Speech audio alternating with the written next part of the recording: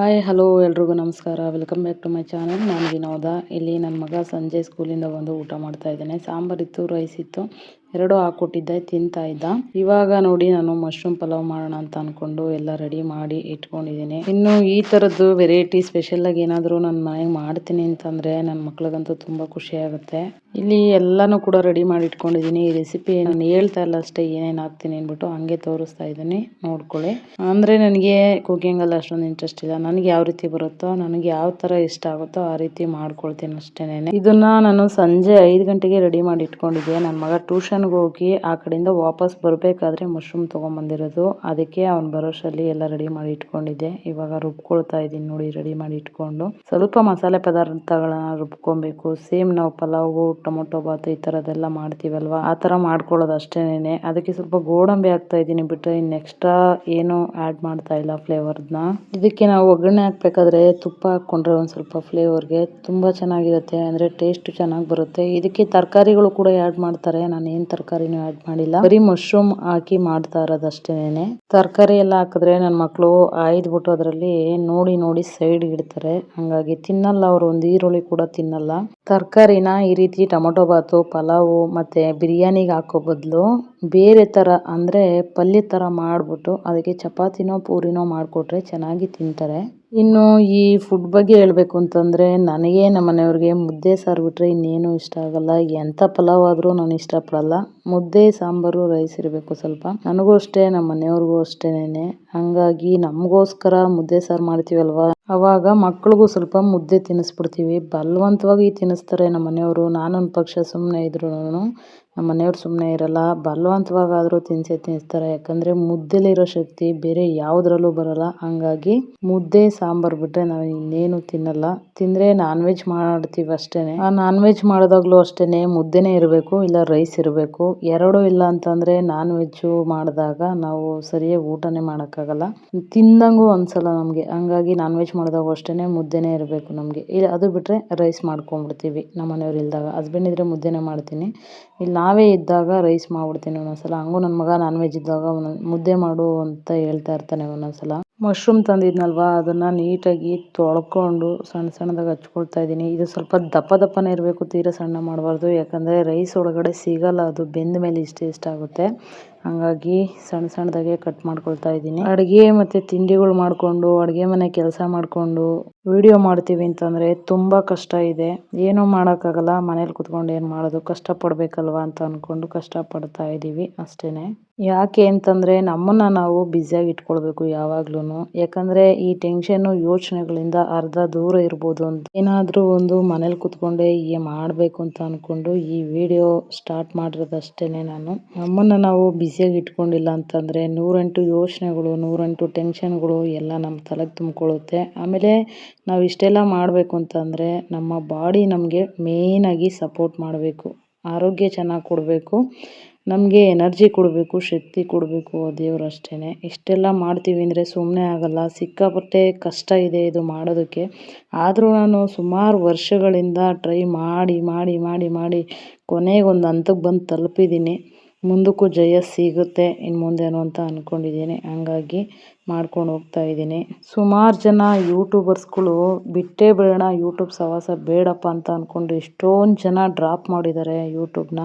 ಆದರೆ ನಾನು ಮಾತ್ರ ಪ್ರಯತ್ನ ಅಂತೂ ಪಡ್ತಾನೇ ಇದ್ದೀನಿ. ಅದಕ್ಕೆ ಸಕ್ಸಸ್ ಅನ್ನೋದು ಸಿಗ್ತಾ ಇದೆ, ಆದರೆ ಸ್ವಲ್ಪ ನಿಧಾನ ಆಗ್ತಾ ಇದೆ ಅಷ್ಟೇ. ಆದರೂ ಸಿಕ್ತು, ಒಂದು ಮಟ್ಟಕ್ಕಾದರೂ ನಾನು ರೀಚ್ ಆಗಿದ್ದೀನಿ. ಇನ್ನೂ ಕಾನ್ಫಿಡೆನ್ಸ್ ಐತೆ, ನನಗೆ ಖುಷಿ ಐತೆ. ಯಾಕೆ ಗೊತ್ತಾ, ಈ ಕ್ಯಾಮ್ರಾ ಮುಂದೆ ಮಾತಾಡೋದು ಅಂದರೆ ಅಷ್ಟು ಸುಲಭ ಅಲ್ಲ. ಕ್ಯಾಮ್ರಾದಲ್ಲಿ ನಾವು ಪ್ರತಿಯೊಂದು ಆಕ್ಟಿವಿಟೀಸು ತೋರಿಸೋದು ಸುಮ್ಮನೆ ಅಲ್ಲ. ಹಂಗಾಗಿ ಕೆಲವರು ಹಿಂಜರಿತಾರೆ. ಕ್ಯಾಮ್ರಾ ಇಟ್ಕೊಂಡು ನಾವು ಕೆಲಸ ಮಾಡ್ತೀವಿ, ವಿಡಿಯೋ ಮಾಡ್ತೀವಿ, ಕ್ಯಾಮ್ರಾ ಮುಂದೆ ಫೇಸ್ ತೋರಿಸ್ತೀವಿ ಅಂತಂದರೆ ಕೆಲವ್ರಿಗೆ ಒಂದು ಹೆಂಗಪ್ಪ ಕ್ಯಾಮ್ರಾ ಮುಂದೆ ಹೋಗೋದು, ಕ್ಯಾಮ್ರಾ ಮುಂದೆ ಮಾತಾಡೋದು ಹೆಂಗೆ, ಕ್ಯಾಮ್ರಾ ಮುಂದೆ ನಾವು ಕೆಲಸ ಮಾಡೋದು ಹೆಂಗೆ, ಈ ಥರದ್ದೆಲ್ಲ ಒಂದಷ್ಟು ಜನಕ್ಕೆ ಇರುತ್ತೆ.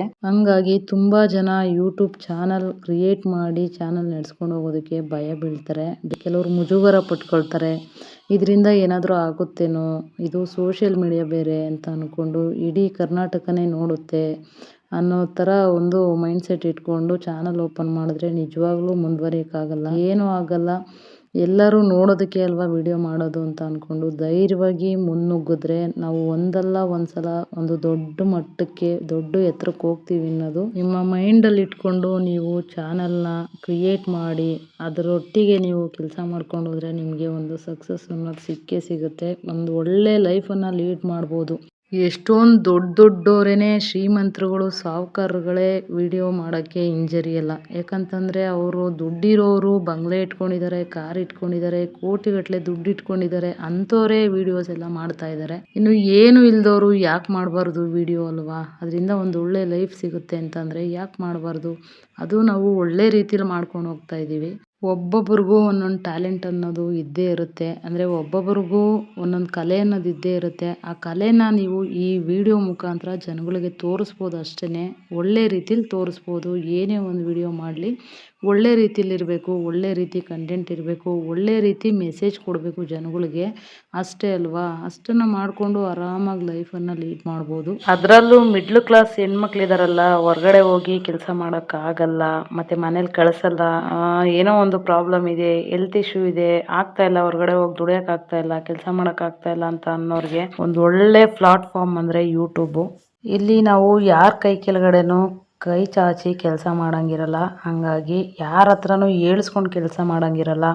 ಇಲ್ಲಿ ನಮಗೆ ನಾವೇ ಬಾಸ್ಗಳು ಅಂತ ತಿಳ್ಕೊಂಡು ನಮ್ಮ ಲೈಫ್ ಸ್ಟೈಲನ್ನು ವಿಡಿಯೋ ಮುಖಾಂತರ ಜನಗಳಿಗೆ ಒಳ್ಳೆ ಸಂದೇಶ ಕೊಡೋ ಮುಖಾಂತರ ನಮ್ಮ ಲೈಫ್ ಸ್ಟೈಲನ್ನು ಎಂಜಾಯ್ ಮಾಡ್ಬೋದು ಅಷ್ಟೇ. ಆಮೇಲೆ ಎಲ್ಲದಕ್ಕಿಂತ ಹೆಚ್ಚಾಗಿ ಹೇಳಬೇಕು ಅಂತಂದರೆ ನಮಗೆ ಒಂದು ಮೆಮೊರಿ ಇರುತ್ತೆ. ನಾವು ವಯಸ್ಸಾದರೂ ಕೂಡ ಕುತ್ಕೊಂಡು ಮೊಬೈಲ್ ತೆಗೆದು ಓಪನ್ ಮಾಡಿ ನಮ್ಮ ಚಾನಲ್ನ ನಮ್ಮ ವಿಡಿಯೋಸ್ಗಳನ್ನು ನೋಡ್ಬೋದು. ನಾವು ಅವಾಗ ಹೆಂಗಿದ್ವಿ, ಇವಾಗ ಹೇಗಿದ್ದೀವಿ, ಮುಂದಕ್ಕೆ ಹೇಗೆ ಆಗ್ತೀವಿ ಅನ್ನೋದನ್ನು ನೀವು ಒಂದು ಒಳ್ಳೆ ವಿಡಿಯೋ ಮುಖಾಂತರ ನೀವು ನೆನಪಿಟ್ಕೊಳ್ಬೋದು. ಜನ ಏನು ಅಂದ್ಕೊಳ್ತಾರೋ, ನಾವು ವಿಡಿಯೋದಲ್ಲಿ ನಮ್ಮನ್ನು ನಾವು ತೋರಿಸ್ಕೊಂಡ್ರೆ ಜನ ಎಲ್ಲಿ ಬೈತಾರೋ, ಏನು ಅಂದ್ಕೊಳ್ತಾರೋ, ಏನು ಮಾತಾಡ್ತಾರೋ ಅಂತ ಅಂದ್ಕೊಂಡು ಕೂತ್ರೆ ನಿಜವಾಗ್ಲೂ ನಾವೇನು ಸಾಧನೆ ಮಾಡೋಕ್ಕಾಗಲ್ಲ. ಹೆಣ್ಮಕ್ಳು ಹುಟ್ಟಿರೋದೇ ಏನಾದರೂ ಒಂದು ಗುರಿ ತಲುಪೋಕ್ಕೆ, ಸಾಧನೆ ಮಾಡೋಕ್ಕೆ ಅಂತ ತೋರಿಸ್ಕೊಡ್ಬೇಕು ನಮ್ಮ ಜನಗಳಿಗೆ.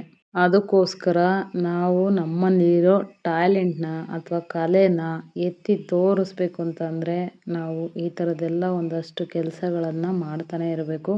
ಜನಗಳಿಗೆ ಒಳ್ಳೆಯ ಒಂದು ಸಂದೇಶನ ಕೊಡ್ತಾನೆ ಇರಬೇಕು. ಹಂಗಾಗಿ ಆಗಿಲ್ಲ ಅಂದರೂ ಪರವಾಗಿಲ್ಲ, ಟ್ರೈ ಮಾಡ್ತಾನೆ ಇರಬೇಕು. ಪ್ರಯತ್ನ ಅಂತೂ ಬಿಡಬಾರ್ದು. ಫಲ ದೇವ್ರಿಗೆ ಬಿಟ್ಟಿದ್ದಷ್ಟೇ. ನಾವು ಮಾಡೋದಂತೂ ಪ್ರಯತ್ನ ಮಾಡ್ತಾನೆ ಇರೋಣ. ಫಲ ದೇವ್ರಿಗೆ ಬಿಟ್ಟಿದ್ದು, ಯಾವಾಗ ಕೊಡ್ತಾನೋ ಕೊಡಲಿ ಅಂತ ಅಂದ್ಕೊಂಡು ಮಾಡ್ಕೊಂಡು ಹೋಗ್ಬೇಕಷ್ಟೇ. ನಾನು ಸತತವಾಗಿ 5 ವರ್ಷದಿಂದ ಪ್ರಯತ್ನ ಮಾಡಿದ್ದು ನಾನು ಯೂಟ್ಯೂಬರ್ ಆಗಬೇಕು ಅಂತ. ಈಗ ನನಗೆ ಸಕ್ಸಸ್ ಸಿಕ್ಕಿದೆ, ಸಿಗ್ತಾ ಇದೆ, ಸಿಗಲಿ ನಿಧಾನಕ್ಕೆ. ಇನ್ನೂ ಎತ್ತರದ ಮಟ್ಟಕ್ಕೆ ಹೋಗ್ತೀನಿ ಅನ್ನೋ ನಂಬಿಕೆನೂ ನನಗಿದೆ. ಹಾಗಾಗಿ ನಾನು ಕೈ ಬಿಡಲ್ಲ, ಮಾಡ್ಕೊಂಡು ಹೋಗ್ತಾ ಇರ್ತೀನಿ. ಎಷ್ಟಾಗುತ್ತೋ ಅಷ್ಟು ವೀಡಿಯೋಸ್ ಹಾಕ್ತೀನಿ. ಎಷ್ಟಾಗುತ್ತೆ ನನ್ನ ಕೈಲಿ ಅಷ್ಟು ಮಾಡೋದಕ್ಕೆ ನಾನು ಪ್ರಯತ್ನ ಪಡ್ತೀನಿ. ಆಮೇಲೆ ಇನ್ನೊಂದು ಏನಪ್ಪ ಅಂತಂದರೆ, ಇದು ಬರೀ ಹೆಣ್ಮಕ್ಳಿಗೆ ಅಂತಲೇ ಅಲ್ಲ ಪ್ಲಾಟ್ಫಾರ್ಮ್ ಇರೋದು. ಗಂಡು ಮಕ್ಕಳು ಕೂಡ ಸಾಧನೆ ಮಾಡಿ ತೋರಿಸ್ಬೋದು, ಅವರವರ ಟ್ಯಾಲೆಂಟ್ನ ತೋರಿಸ್ಬೋದು. ಅಂದರೆ ಕಷ್ಟಪಡಬೇಕು. ಯಾವುದೂ ಅಷ್ಟೇ, ಕಷ್ಟಪಡದೆ ಯಾವುದೂ ಸಿಕ್ಕಲ್ಲ. ಸುಖವಾಗಿ ಸಿಗಬೇಕು ಎಲ್ಲನೂ ಅಂತಂದರೆ ಆಗಲ್ಲ. ಇನ್ನು ಇದಾಗಿತ್ತು ಇವತ್ತಿನ ವಿಡಿಯೋ. ಇಷ್ಟ ಆದರೆ ಲೈಕ್, ಶೇರ್, ಕಮೆಂಟ್, ಸಬ್ಸ್ಕ್ರೈಬ್ ಮಾಡೋದನ್ನು ಮರಿಬೇಡಿ ಅಂತ ಹೇಳ್ತಾ ಮತ್ತೆ ಸಿಗೋಣ ಇನ್ನೊಂದು ವಿಡಿಯೋದಲ್ಲಿ. ಅಲ್ಲಿವರೆಗೂ ಟೇಕ್ ಕೇರ್, ಬಾಯ್.